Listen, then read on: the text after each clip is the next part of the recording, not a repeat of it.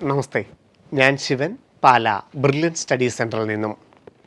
2026 plus ടുവിന് ശേഷമുള്ള അനന്ത സാധ്യതകളുമായി ഇതാ ഒരു അക്കാഡമിക് ഇയർ തുടങ്ങാൻ പോകുന്നു. 2026-27 പ്രൊഫഷണൽ കോഴ്സുകളിലേക്കുള്ള പ്രവേശന സാധ്യതകളൊക്കെ തുടങ്ങാൻ പോകുന്നു. 2026 ബോർഡ് എക്സാം എഴുതുന്നവരും അല്ലെങ്കിൽ 2025 ബോർഡ് എക്സാം എഴുതി ഒരു വർഷം വിവിധ എൻട്രൻസ് എക്സാമുകൾക്ക് വേണ്ടിയിട്ടുള്ള തീവ്ര പരിശീലനത്തിലൊക്കെ ഏർപ്പെട്ടിരിക്കുന്നവർക്കും 26 വിവിധ എൻട്രൻസ് എക്സാമുകൾക്കുള്ള തയ്യാറെടുപ്പുകൾക്ക് അതിൻ്റെ ഓൺലൈൻ ആപ്ലിക്കേഷനും ഒക്കെയുള്ള തയ്യാറെടുപ്പിനൊക്കെയുള്ള സമയമായിരിക്കുന്നു. നമുക്കറിയാം, ആദ്യം UCED, NID പോലെയുള്ള ഡിസൈൻ ആപ്റ്റിറ്റ്യൂഡ് ടെസ്റ്റുകൾക്കുള്ള എൻട്രൻസ് എക്സാമുകളൊക്കെയാണ് നടക്കുന്നത് ജനുവരിയിലൊക്കെയായി. ഏറ്റവും പ്രധാനപ്പെട്ട ഒരു എൻജിനീയറിംഗ് ആസ്പിരൻറ്റിനെ സംബന്ധിച്ചോളം 2026 ഏറ്റവും പ്രധാനപ്പെട്ട എക്സാമാണ് JEE മെയിൻ. നമുക്കറിയാം, ജനുവരിയിലും 2026 ജനുവരി അവസാനത്തെ ആഴ്ചയിലും 2026 ഏപ്രിൽ ആദ്യത്തെ ആഴ്ചയിലുമാണ് JEE മെയിൻ്റെ 2 സെഷനുകൾ നടക്കുന്നത്. 2 സെഷൻ്റെയും ഏറ്റവും ഉയർന്ന പേഴ്സൻറ്റേജ് സ്കോർ അനുസരിച്ച് രാജ്യത്തെ NITകളിലും IIITകളിലും പ്രവേശനം നേടാം. BTechനും BArcനും B പ്ലാനിങ്ങിനും. JEE മെയിൻ്റെ നിശ്ചിത കട്ട് ഓഫ് കിട്ടുന്ന 2.5 ലക്ഷം വിദ്യാർത്ഥികൾ, JEE മെയിൻ ഏതാണ്ട് 15 ലക്ഷം വിദ്യാർത്ഥികളാണ് എഴുതുന്നതെങ്കിൽ അതിൽ ടോപ്പ് പേഴ്സൻറ്റേജിലായിട്ട് നല്ല സ്കോർ കിട്ടുന്ന കട്ട് ഓഫിന് മുകളിൽ വരുന്ന വിവിധ കാറ്റഗറിയിലുള്ള 2.5 ലക്ഷം പേർ മെയ് അവസാനത്തെ ആഴ്ച JEE അഡ്വാൻസ്ഡ് എക്സാം എഴുതും. രാജ്യത്തെ 23 IITകളിലെ 16,000-ഓളം അല്ലെങ്കിൽ 17,000-ഓളം BTech സീറ്റുകൾക്കുള്ള പ്രവേശനത്തിനായി. ഇതിൻ്റെ ആദ്യ പടിയായിട്ട് നമുക്ക് ഈ ജനുവരിയിൽ നടക്കുന്ന JEE മെയിൻ എൻട്രൻസ് എക്സാമിന് BArc, അതുപോലെ B പ്ലാനിങ്, ഏറ്റവും പ്രധാനപ്പെട്ട പേപ്പർ 1 BTech പ്രോഗ്രാമുകൾക്കൊക്കെയുള്ള ജനുവരിയിൽ നടക്കുന്ന JEE മെയിൻ എൻട്രൻസ് എക്സാമിനുള്ള നോട്ടിഫിക്കേഷൻ ഓൺലൈൻ അപ്ലൈ ചെയ്യേണ്ട ഡേറ്റ് 2025 ഒക്ടോബർ മാസത്തിൽ പബ്ലിഷ് ചെയ്യും എന്നുള്ള സുപ്രധാന അപ്ഡേറ്റാണ് JEEmain.nta.nic.in എന്ന വെബ്സൈറ്റിൽ ഇന്നലെ പ്രസിദ്ധീകരിച്ചിരിക്കുന്നത്. സാധാരണ നവംബർ 1 മുതലാണ് ആപ്ലിക്കേഷൻ ആരംഭിക്കുന്നതെങ്കിൽ ഇത്തവണ നോട്ടിഫിക്കേഷൻ പ്രകാരം ഒക്ടോബറിൽ തന്നെ ഓൺലൈൻ ആപ്ലിക്കേഷൻ ആരംഭിക്കും. അതിനുവേണ്ടി എല്ലാ വിദ്യാർത്ഥികളും അവരുടെ ഡോക്യുമെൻറ്റ്സ് കൃത്യമായിട്ട് അപ്ഡേറ്റ് ചെയ്ത് റെഡിയാക്കി വെക്കുക എന്നുള്ള നോട്ടിഫിക്കേഷനാണ് വന്നിരിക്കുന്നത്. അപ്പോൾ നമുക്കറിയാം, 2 തരത്തിൽ, നമ്മൾ ആദ്യം പറഞ്ഞതുപോലെ 2 തരത്തിലുള്ള വിദ്യാർത്ഥികളാണ് ഈ പരീക്ഷയ്ക്കായിട്ട് തയ്യാറെടുക്കുന്നത്. ഒന്ന്, 2026 മാർച്ചിൽ ബോർഡ് എക്സാം എഴുതുന്ന ആദ്യമായിട്ട് പരീക്ഷയ്ക്ക് വേണ്ടിയിട്ട് തയ്യാറെടുക്കുന്നവർ. അവരെ സംബന്ധിച്ചിടത്തോളം ആധാർ, അതുപോലെ റിസർവേഷൻ ഉണ്ടെങ്കിൽ OBC, അതുപോലെ തന്നെ EWS, SC, ST, PWD, persons with disability, അങ്ങനെ ഏതെങ്കിലും ഒരു റിസർവേഷൻ കാറ്റഗറിയിൽ പെട്ടതാണെങ്കിൽ അതിൻ്റെ സർട്ടിഫിക്കറ്റ്, അങ്ങനെ കൃത്യമായിട്ട് ഡോക്യുമെൻറ്റ്സ് എല്ലാം അപ്ഡേറ്റ് ആണെന്ന് ഉറപ്പാക്കണം. രണ്ടാമത്തെ കൂട്ടർ ഒരു വർഷം പരീക്ഷ എഴുതിയവരാണ്. 2025 ബോർഡ് എക്സാം എഴുതിയവർ. അവർ JEE മെയിൻ 2025 എഴുതിയപ്പോൾ അവർ ആധാർ അപ്ഡേറ്റ് ചെയ്തിട്ടുണ്ടാവാം, നോൺ ക്രിമിലിയർ അല്ലെങ്കിൽ EWS ഒക്കെ എടുത്തിട്ടുണ്ടാവാം. അതിൻ്റെ വാലിഡിറ്റി ചിലപ്പോൾ ഇപ്പോഴും ഉണ്ടായിരിക്കാം. അപ്പോൾ അവരെ സംബന്ധിച്ചിടത്തോളം വാലിഡായിട്ടുള്ള സർട്ടിഫിക്കറ്റാണ് കയ്യിലിരിക്കുന്നതെങ്കിൽ, ആധാറാണ് കയ്യിലിരിക്കുന്നതെങ്കിൽ, ഇനി ഓൺലൈൻ ആപ്ലിക്കേഷൻ JEE മെയിൻ്റെ സൈറ്റിൽ തുടങ്ങുമ്പോൾ അത് അപ്ലൈ ചെയ്താൽ മാത്രം മതിയാകും. ഈ അപ്ലൈ ചെയ്യുന്ന സമയത്തും വാലിഡ് ആണെന്നുണ്ടെങ്കിൽ അത് അപ്ലൈ ചെയ്യാം. അതിൻ്റെ വാലിഡിറ്റി തീരുന്ന മുറയ്ക്ക് പുതിയ സർട്ടിഫിക്കറ്റ് എടുത്താൽ മതിയാകും. അതായത് ഓൺലൈൻ അപ്ലൈ ചെയ്യുമ്പോൾ നമുക്ക് ആധാർ നമ്പർ, അപ്ഡേറ്റ് ആയിട്ടുള്ള ആധാർ വേണം. ആ പരീക്ഷയ്ക്ക് കൊണ്ടുപോകുമ്പോഴും ആധാർ നിർബന്ധമാണ്. അപ്ഡേറ്റഡ് ആയിട്ടുള്ള, ഏറ്റവും പുതിയ ഫോട്ടോ ഉള്ള, ഏറ്റവും ഡേറ്റ അപ്ഡേറ്റ് ആയിട്ടുള്ള ആധാറുമായിട്ടാണ് നമ്മൾ പരീക്ഷയ്ക്ക് പോകേണ്ടത്. അപ്പം ആധാർ അപ്ഡേറ്റഡ് ആയിരിക്കണം 2 കൂട്ടർക്കും. അതുപോലെ തന്നെ നമ്മൾ അപ്ലൈ ചെയ്യുമ്പോൾ തന്നെ റിസർവേഷൻ കാറ്റഗറിയിലുള്ളവർ സർട്ടിഫിക്കറ്റുകൾ അപ്ലോഡ് ചെയ്യേണ്ടതായിട്ടുണ്ട്. ആ സർട്ടിഫിക്കറ്റുകൾ തന്നെ ജൂണിൽ ജോസ സീറ്റ് ലൊക്കേഷനിൽ അപ്ലോഡ് ചെയ്യണം. കോളേജിൽ അഡ്മിഷൻ കൊണ്ടുപോകണമെന്നൊന്നും നിർബന്ധമില്ല. പക്ഷേ അപേക്ഷിക്കുന്ന സമയത്ത് വാലിഡായിട്ടുള്ളത് ഉണ്ടായിരിക്കണം. അതുപോലെ തന്നെ ജോസ സീറ്റ് ലൊക്കേഷൻ സമയത്തും വാലിഡായിട്ടുള്ള സർട്ടിഫിക്കറ്റ് നമ്മളുടെ കയ്യിൽ ഉണ്ടാവണം എന്ന് മാത്രം. ഉദാഹരണത്തിന് ഇപ്പോൾ ഈ ഡിസംബറിൽ വാലിഡേഷൻ തീരുന്ന ഒരു സർട്ടിഫിക്കറ്റ് ആണെന്നുണ്ടെങ്കിൽ നോൺ ക്രിമിലെയറിൻ്റെ കാര്യം നമുക്ക് പറയാം. OBC നോൺ ക്രിമിലെയർ ഈ ഡിസംബറിൽ വാലിഡേഷൻ തീരുമെന്ന് വിചാരിക്കുക. ഇപ്പോഴത്തെ ഈ ഒക്ടോബറിൽ ഇത് വെച്ച് നമുക്ക് അപ്ലൈ ചെയ്യാം, യാതൊരു പ്രോബ്ലവുമില്ല. ഡിസംബറിന് ശേഷം അടുത്ത ജനുവരിയിൽ പുതിയ നോൺ ക്രിമിലെയർ എടുത്താൽ മതി. അതല്ല ജനുവരിയിലാണ് തീരുന്നതെങ്കിൽ ഫെബ്രുവരി എടുത്താൽ മതി. അല്ല മാർച്ചിലാണ് തീരുന്നതെങ്കിൽ ഏപ്രിലോ മെയ്യിലോ ഒക്കെ പുതിയ നോൺ ക്രിമിലെയർ എടുത്താൽ മതി. അപേക്ഷിക്കുന്ന സമയത്ത് വാലിഡ് ആയിട്ടുള്ളൊരു സർട്ടിഫിക്കറ്റ് കയ്യിലുണ്ടാവുക എന്നോർത്താൽ മതി. OBC NCL എന്ന് പറയുമ്പോൾ ഈഴവ, മുസ്ലിം, അതുപോലെ തന്നെ OBC വിഭാഗത്തിൽ നോൺ ക്രിമിലെയർ വിഭാഗത്തിൽപ്പെട്ട പേരൻസിൻ്റെ മക്കൾക്ക് 27% സംവരണമാണ് അധികമായിട്ട് കിട്ടുന്നത് OBC non creamy layer certificate upload ചെയ്യുമ്പോൾ. OBC വിഭാഗത്തിൽ ഇപ്പോൾ ഈഴവയാണെങ്കിലും മുസ്ലിം ആണെങ്കിലും അല്ലെങ്കിൽ മറ്റ് OBC വിഭാഗത്തിൽപ്പെട്ട വിദ്യാർത്ഥികളാണെങ്കിലും നോൺ ക്രിമിലെയർ സർട്ടിഫിക്കറ്റ് തഹസീൽദാരിൽ നിന്ന് സെൻട്രൽ പർപ്പസിനുള്ള തഹസീൽദാരിൽ നിന്നുള്ള സർട്ടിഫിക്കറ്റ് കിട്ടിയാൽ മാത്രമേ OBC വിഭാഗത്തിൽ പെടുകയുള്ളൂ. ഒരു വിദ്യാർത്ഥി ആ ജാതിയിൽപ്പെട്ട ആളാണെങ്കിൽ പോലും നോൺ ക്രിമിലെയറിന് അർഹതയില്ല എങ്കിൽ അൺറിസർവ്ഡ് ജനറൽ എന്നാണ് അപ്ലൈ ചെയ്യേണ്ടത്. സർട്ടിഫിക്കറ്റ് ഉള്ളവർക്ക് മാത്രമേ ആ റിസർവേഷൻ കിട്ടൂ എന്ന് അർത്ഥം. സർട്ടിഫിക്കറ്റിൻ്റെ കിട്ടാനുള്ള യോഗ്യത എന്ന് പറയുന്നത് ഇപ്പോൾ OBC NCL ആണെങ്കിൽ നമുക്കറിയാം ധാരാളം ക്രൈറ്റീരിയകളുണ്ട്. ഇപ്പോൾ ക്ലാസ് 1 ജീവനക്കാരാണെങ്കിൽ ഒരു പക്ഷേ കിട്ടില്ല.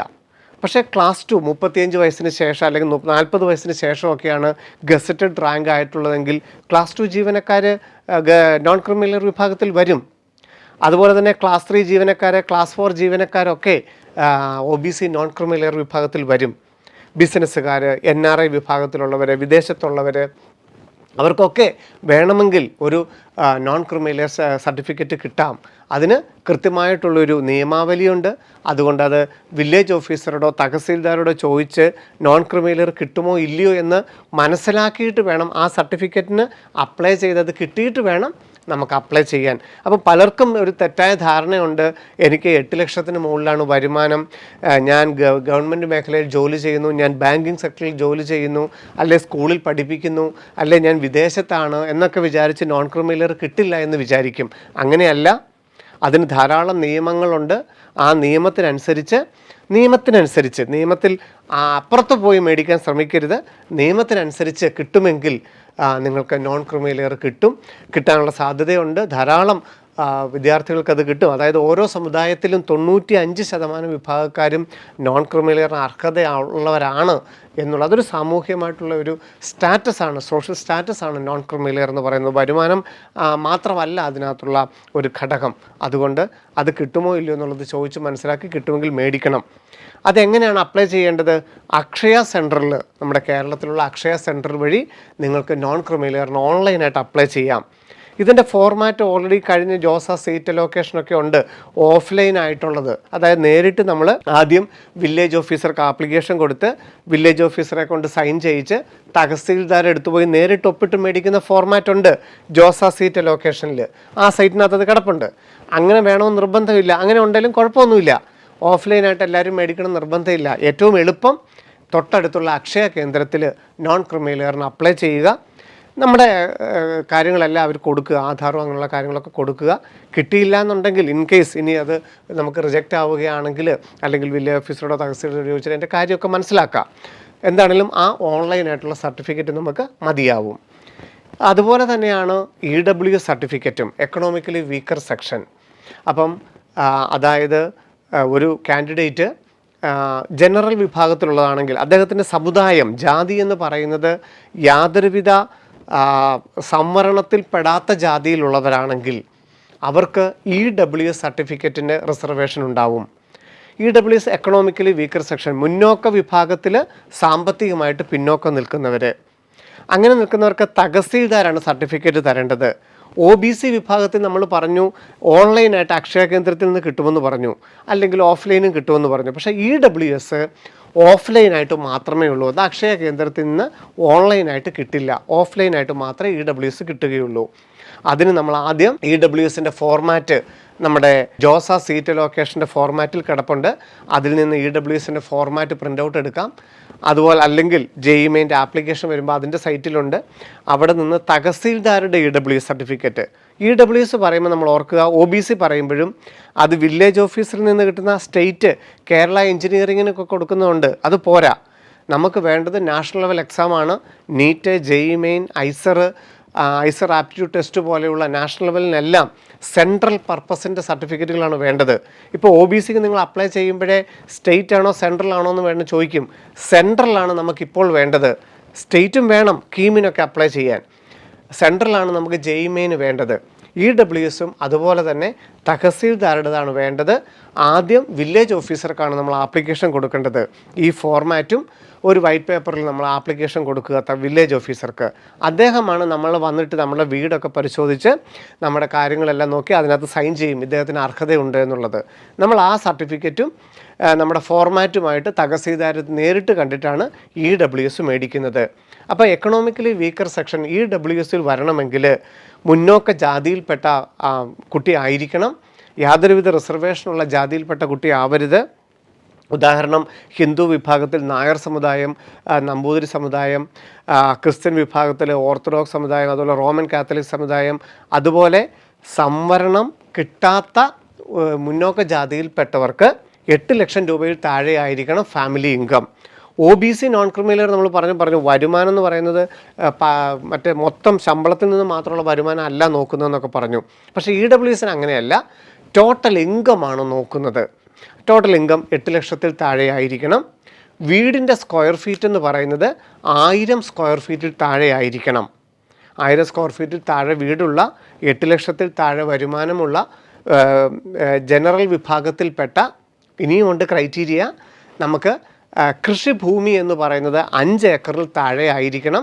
അതുപോലെ തന്നെ നമ്മളുടെ ഹൗസ് പ്ലോട്ട് എന്ന് പറയുന്നത് വീട് വെക്കുന്ന പുരയിടം എന്ന് പറയുന്നത് നമ്മൾ ടാക്സ് അടയ്ക്കുന്ന ലാൻഡ് ടാക്സ് അടയ്ക്കുന്ന പുരയിടം എന്ന് പറയുന്നത് ഗ്രാമപ്രദേശമാണെങ്കിൽ 4 സെൻറ്റും പട്ടണ പ്രദേശമാണെങ്കിൽ നമുക്ക് 2 സെൻറ്റ് 2.5 സെൻറ്റ് സ്ഥലമേ ആകാൻ പാടുള്ളൂ. നമുക്കറിയാം കേരളത്തിന് പുറത്ത് അല്ലെങ്കിൽ ഡൽഹി മുംബൈയിലും ഒക്കെ അത് പ്രാവർത്തികമാകും. പക്ഷെ നമ്മുടെ ഇവിടെ അത്രത്തോളം പ്രാവർത്തികമാകുമോ? അപ്പോൾ സ്ഥലം എന്ന് പറയുന്നത് 2.5 സെൻറ്റ് അല്ലെങ്കിൽ 4 സെൻറ്റ്, വീടിൻ്റെ സ്ക്വയർ ഫീറ്റ് എന്ന് പറയുന്നത് 1000-ൽ താഴെ, 5 ഏക്കറിൽ താഴെ കൃഷിഭൂമി, 8 ലക്ഷത്തിൽ താഴെ വരുമാനം. ഇതാണ് EWSന് നിയമം. ഇതിനിപ്പോൾ ഒരു പരിഷ്കരണം വന്നിട്ടുണ്ട്. കാരണം ഈ സ്ഥലം എന്ന് പറയുന്നത് നമ്മളുടെ പ്രദേശം എന്ന് പറയുന്നത് ഒരു തോട്ടം മേഖലയാണെങ്കിൽ, ഇപ്പോൾ പാലാ പോലെ ഞങ്ങളുടെയൊക്കെ പ്രദേശം എന്ന് പറയുന്നത് തോട്ടം മേഖലയാണ്. അവിടെ നമ്മളൊരു വീട് വെച്ച് താമസിക്കുകയാണെങ്കിൽ ആ മൊത്തം സ്ഥലം എന്ന് പറയുന്നത് കൃഷിഭൂമിയായിട്ട് കണക്കാക്കും. എന്നാൽ ഒരു ടൗൺഷിപ്പ് ഏരിയ ആണെങ്കിൽ, ഇപ്പോൾ എറണാകുളം പോലെ അല്ലെങ്കിൽ തൃശ്ശൂർ പോലെയൊക്കെ ഉള്ളൊരു ടൗൺഷിപ്പ് ആണെന്നുണ്ടെങ്കിൽ അത് പുരയിടം എന്നുള്ള അർത്ഥത്തിൽ തന്നെ വരും. അതിന് ഞാൻ ആദ്യം പറഞ്ഞ ക്രൈറ്റീരിയകൾ ബാധകമാണ്. അപ്പോൾ നിങ്ങളുടെ ബാക്കി എല്ലാ ക്രൈറ്റീരിയ സാറ്റിസ്ഫൈ ചെയ്യും. ജനറൽ വിഭാഗമാണ്, 8 ലക്ഷത്തിൽ താഴെയാണ്, 1000 സ്ക്വയർ ഫീറ്റിൽ താഴെയാണ് വീടെങ്കിൽ തീർച്ചയായിട്ടും നിങ്ങൾ സ്ഥലം മാത്രം കൂടുതലാണെന്ന് വിചാരിച്ച് EWSന് അപ്ലൈ ചെയ്യാതിരിക്കരുത്. അതിന് റിവിഷൻ ഒരു പുതിയ നിയമം വന്നിട്ടുണ്ട്. വില്ലേജ് ഓഫീസറോടോ തഹസീൽദാരോടോ ചോദിച്ചിട്ട് അത് കിട്ടുമോ എന്ന് ചോദിക്കണം. അപ്പം നമ്മൾ പറഞ്ഞത് റിസർവേഷൻ്റെ കാര്യങ്ങളാണ്. പിന്നെ നമുക്കറിയാം SC വിഭാഗം, ST വിഭാഗം, scheduled caste, scheduled tribe. Akshaya കേന്ദ്രത്തിൽ നിന്ന് ഓൺലൈനായിട്ടുള്ള തഹസീൽദാരുടെ സർട്ടിഫിക്കറ്റാണ്, കമ്മ്യൂണിറ്റി സർട്ടിഫിക്കറ്റാണ് അതിന് വേണ്ടത്. പിന്നെയുള്ളത് PWD വിഭാഗം, പേഴ്സൺസ് വിത്ത് ഡിസബിലിറ്റി. നമ്മളുടെ ഡിസബിലിറ്റി, നമ്മളുടെ ഭിന്നശേഷി എന്ന് പറയുന്നത് 40% മുകളിലാണെങ്കിൽ നമുക്ക് UID കാർഡ് ഉണ്ടെങ്കിൽ അത് അപ്ഡേറ്റഡ് ആയിരിക്കണം, പുതിയ കാർഡായിരിക്കണം.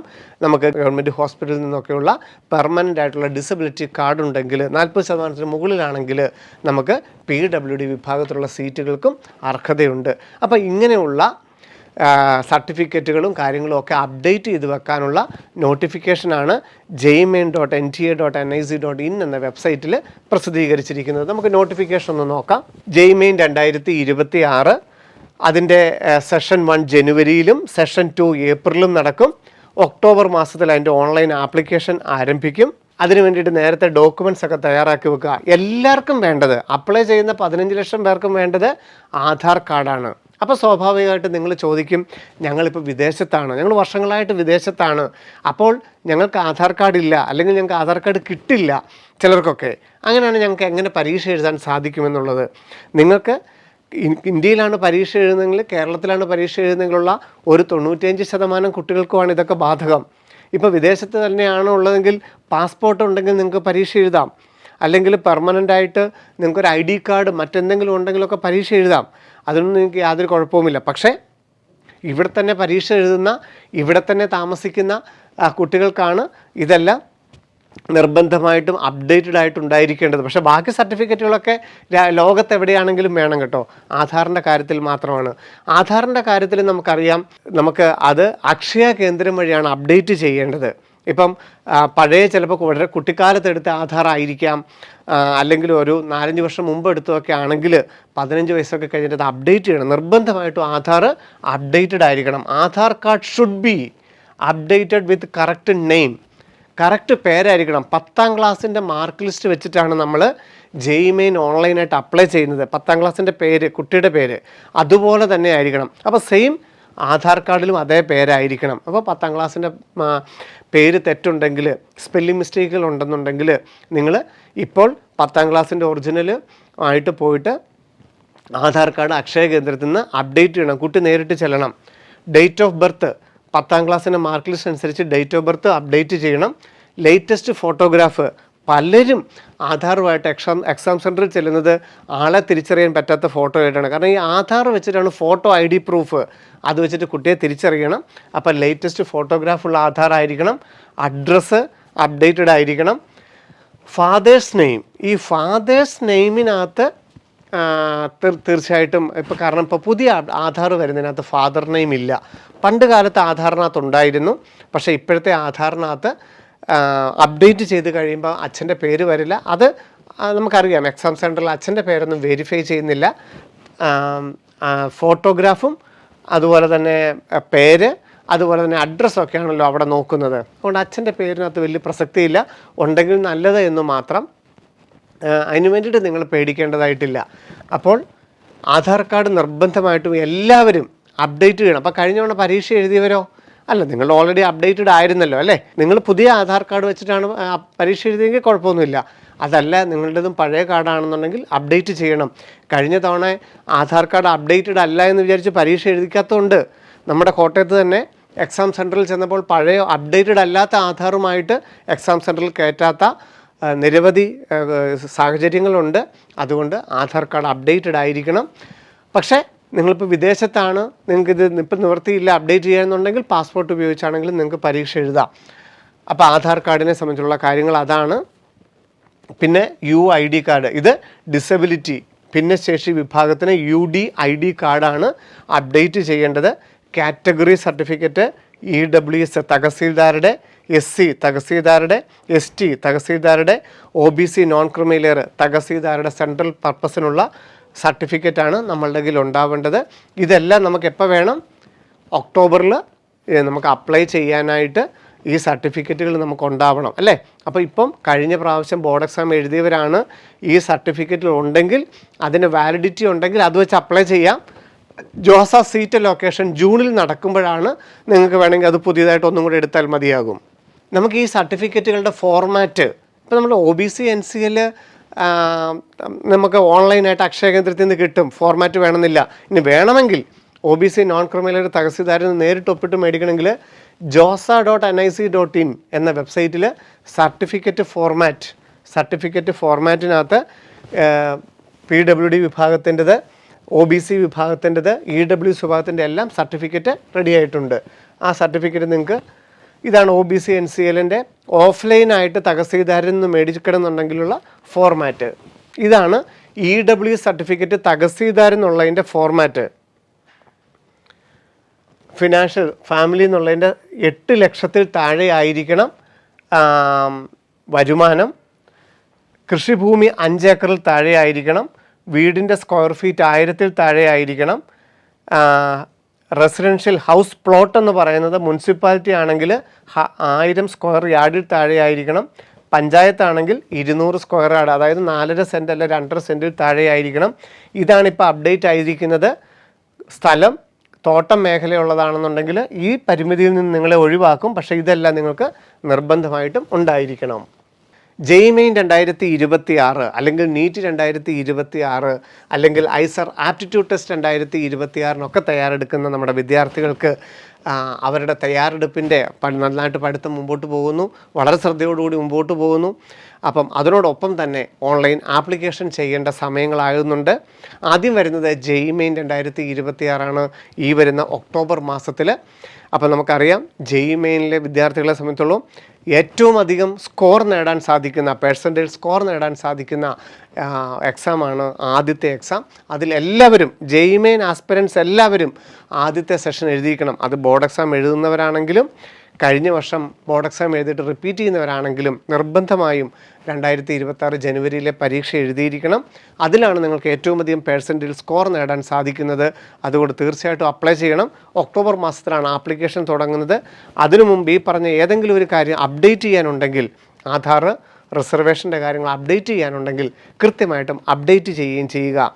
ഇനി അങ്ങോട്ടുള്ള 2026 നിങ്ങളുടെ യാത്രയിൽ ഓൺലൈനായിട്ട് എങ്ങനെ അപ്ലൈ ചെയ്യാം, ഓൺലൈനായിട്ട് അപ്ലൈ ചെയ്യുമ്പോൾ വേണ്ട ബാക്കിയുള്ള ഡോക്യുമെൻറ്റ്സ് എന്താണ്, അതുപോലെ തന്നെ ഫോട്ടോഗ്രാഫ് സിഗ്നേച്ചറൊക്കെ എങ്ങനെയാണ് അപ്ലോഡ് ചെയ്യുന്നത്, പിന്നെ നമുക്ക് പരീക്ഷ എഴുതുമ്പോൾ അഡ്മിറ്റ് കാർഡുമായിട്ട് ബന്ധപ്പെട്ട കാര്യങ്ങൾ എന്താണ് ശ്രദ്ധിക്കേണ്ടത്, പെർസെൻറ്റേജ് സ്കോർ അനുസരിച്ചുള്ള സാധ്യതകൾ എന്താണ്, ജോസ സീറ്റ് ലൊക്കേഷൻ എന്തൊക്കെയാണ്, അങ്ങനെ നിരവധി കാര്യങ്ങളുമായിട്ട് ബ്രില്യൻ ടീം നിങ്ങളുടെ കൂടെ ഒപ്പം ഉണ്ടാവും. നമ്മൾ ഒരുമിച്ചുള്ളൊരു യാത്രയാണ് ഇനി. അപ്പോൾ വീണ്ടും കാണാം. നന്ദി, നമസ്കാരം. Brilliant Study Center, India's #1 coaching center for NEET and JEE.